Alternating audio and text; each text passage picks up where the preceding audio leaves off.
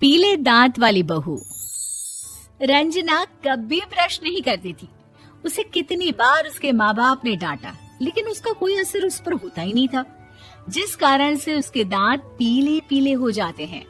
शादी के बाद अरे बहू, वैसे तो तुझ में कोई कमी नहीं है, पर तेरे दांत इतने पीले कैसे हैं बेटा? कैसे मतलब? कोई सर्जरी थोड़ी ना कराइए। वो तो क्या नाम, मैं ब्रश नहीं करती थी तो पीले हो गए। अब क्या करूं?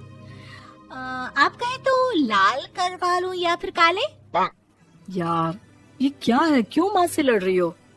लड़ रही हूँ? अरे मैं लड़ रही हूँ या ये बोल रही है कि दांत पीले हैं, पीले। अरे तपस्या थोड़ी ना की है इन्हें पीले करने के लिए।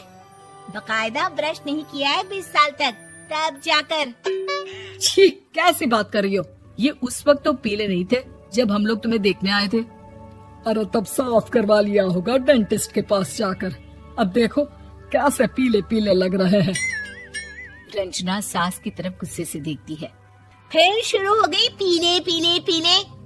अरे पीले तो तब भी थे जब मेरे हाथ का रसगुल्ला उड़ा उड़ा कर खा रही थी और बोल रही थी, लड़की नहीं गुणों का खजाना दे रहे भाई साहब आप।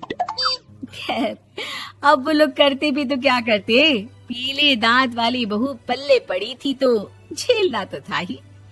एक दिन कीर्तन में रंजना गाना गा रही थी। अरे कमला बहन, माँ का द्वार है, यहाँ तो सब शुद्ध होकर आते हैं, फिर अपनी बहू को ब्रश भी नहीं करवाती तुम। दूर से पीले पीले दांत भक्ति में बाधा उत्पन्न कर रहे हैं। अरे कोई 2 साल की बच्ची थोड़ी ना लेकर आई हूँ मैं बहू बनाकर। अच्छी खासी लड़की है, अरे कैसे करवाऊं ब्रश? ये तो उसे खुद करना चाहिए ना। अब माँ बाप तो इसके जैसे तैसे निपटा दिए, ये नहीं सोचा कि सास कैसे संभालेगी। सास बहू को लेकर घर आ जाती है, लेकिन सोच लेती है कि अब इसे लेकर कहीं नहीं जाएगी। अगले रोज बहू कहती है, अरे क्या हो गया, मंदिर नहीं जाना क्या? कीर्तन का वक्त हो रहा है। मेरी मधुर वाणी से कान्हा जी जागते हैं और सोते हैं। आप तो जानती है ना उनकी भक्ति में कितना मन लगता है मेरा। वो क्या है ना, तबीयत ठीक नहीं लग रही है मेरी, आराम करूंगी मैं। तबीयत ठीक नहीं लग रही? अभी तो मिथुन के गाने पर नाच रही थी आप, और अब बोल रही है कि तबीयत ठीक नहीं लग रही। अरे भक्ति में मन लगा लो सासू माँ, ऊपर जाना है, क्या मुंह दिखाओगी आप? हाँ? सास को बहू की बात पर गुस्सा आ जाता है।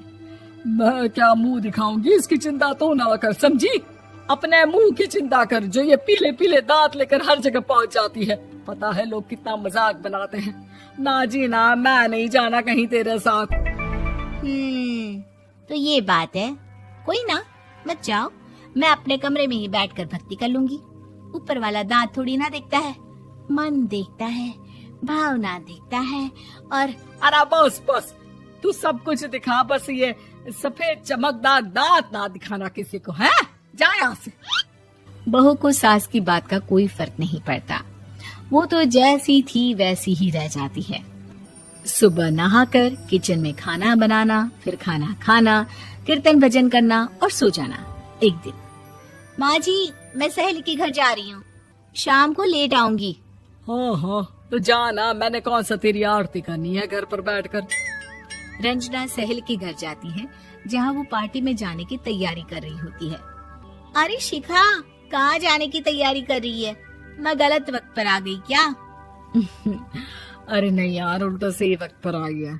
मैंने ये साड़ी और ज्वेलरी निकाली है यार, शाम को इनके ऑफिस की एक पार्टी में जाना है। बताना कैसा लग रहा है ये सब? नहीं यार, इस ड्रेस के साथ तो वो वाली ज्वेलरी अच्छी लगेगी। हाँ हाँ सही बोल रही है, मैंने ध्यान ही नहीं दिया। वैसे तो हमेशा से मस्त फैशन सेंस रखती है। तो बड़ा जाती होगी ना पति के साथ पार्टी में। रंजना कुछ नहीं बोलती, बस सोचती है कि यार काश ये बात सही हो जाती। पर मैं क्यों नहीं जाती पार्टी में? क्या इन लोगों की कोई पार्टी होती नहीं होगी? रंजना घर आती है और रात में पति से सवाल करती है, एक बात बताइए, आप मुझे किसी पार्टी में क्यों नहीं ले जाते? क्या आपकी यहाँ ऑफिस में पार्टी नहीं होती? पति बेचारा क्या कहता कि दांत पीले हैं तुम्हारे इसलिए। अरे कोई पार्टी होती नहीं हम लोगों के ऑफिस में, तो कहाँ से लेकर जाऊं? और मार्केट, मॉल, कहीं वीकेंड घूमना, कहीं तो। अरे यार, सारे हफ्ते में एक छुट्टी मिलती है, तो सोचता हूँ कि आराम ही कर लूं। क्यों? रंजना मन मार के रह जाती है। पहले कभी सास के साथ मंदिर जाया करती थी, लेकिन वो भी सास ने ले जाना बंद कर दिया। घर बैठी बैठी रंजना बोर हो जाती है। तभी उसे आइडिया आता है और वो मायके जाने का सोचती है। सासू माँ, 2 दिनों के लिए मम्मी के घर जा रही हूँ। अच्छा ठीक है, आराम से जा। और हाँ, माँ से कुछ अच्छी आदत सीख कर आना कि कैसे शरीर के हर भाग की तरह दांतों की सफाई भी जरूरी होती है, समझी? शुरू हो गई ना आप। वो लोग आपकी तरह नहीं है कि छोटी छोटी बात का बतंगड़ बना दे। उन लोगों के लिए मैं मायने रखती हूँ, ना कि मेरे पीले पीले दांत। रंजना माँ को बिना बताए उन लोगों को सरप्राइज देती है, लेकिन जैसे ही वो दरवाजे पर पहुंचती है, अंदर देखती है कि घर वाले कहीं जा रहे होते हैं। अब माँ, काश रंजना दीदी के दांतों वाली प्रॉब्लम नहीं होती, तो वो भी हम लोगों के साथ चलती ना बुआ जी की बेटी की शादी में। हाँ बेटा, लेकिन अब उसे कौन समझाए कि उसको उसके पीले दांत नहीं दिखते, लेकिन उसके आसपास के लोगों को कितना एम्बैरेसिंग फील कराते हैं।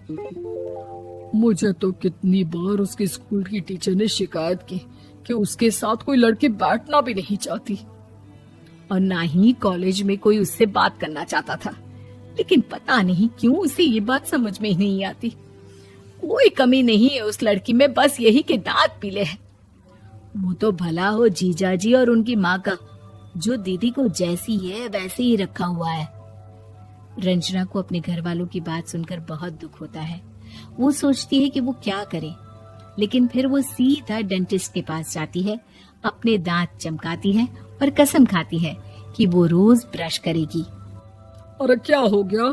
तुम तो 2 दिनों के लिए गई थी ना। पर कोई ना, अच्छा है, चलो आ गई तो।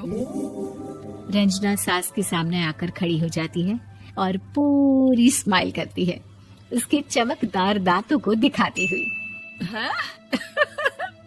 चले मंदिर। माँ, मुझे माफ कर दीजिए, मैंने आप लोगों को बहुत एम्बैरेसिंग फील करवाया। मैं आज से रोज ब्रश करूंगी।